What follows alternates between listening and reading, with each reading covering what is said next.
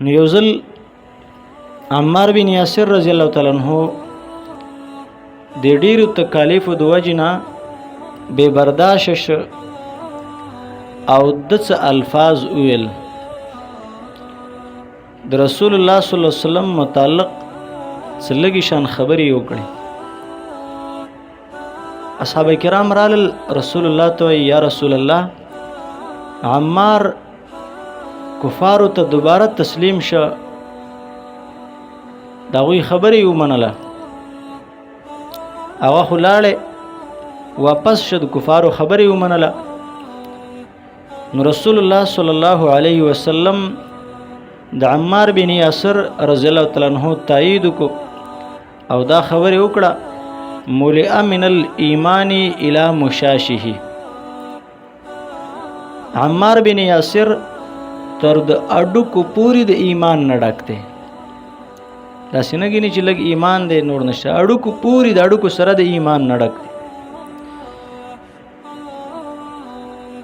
تر دومره پوری الی مشاشه اصل مقصد دا چې مطلب هغه اډوکې هم د ایمان نه ډک دی.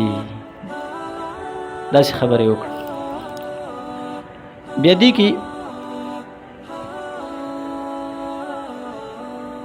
کله چې رسول الله صلی الله علیه وسلم سره د میلاو شو نو رسول الله صلی الله علیه وسلم ته وایي یا رسول الله آیا زه کافر شوی یم؟ ما خو داسې خبرې کړې دي، مطلب خبرې مې کړې دي د زړه نه نه ویم، د خولې د سر نه مې ویلي. نبی علیه السلام ورته وایي نه ان عادو لک فعد، که هغوی دوباره په تا داسې جبر ظلم او زیاتې وکړي ته دوباره هم کولی شي.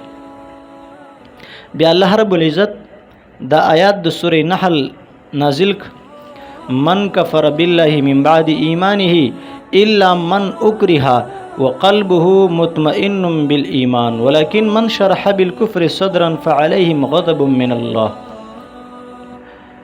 من کفر بالله من بعد ایمانه، چا چې د ایمان نه وروسته کفر وکړ نو وروسته وایي لیکن د سینه په کفر کلاو شوي فعليهم غضب من الله، په د الله قهر او عذاب دی.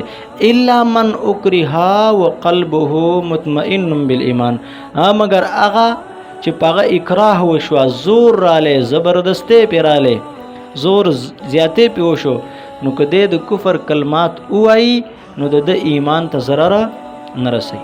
دلته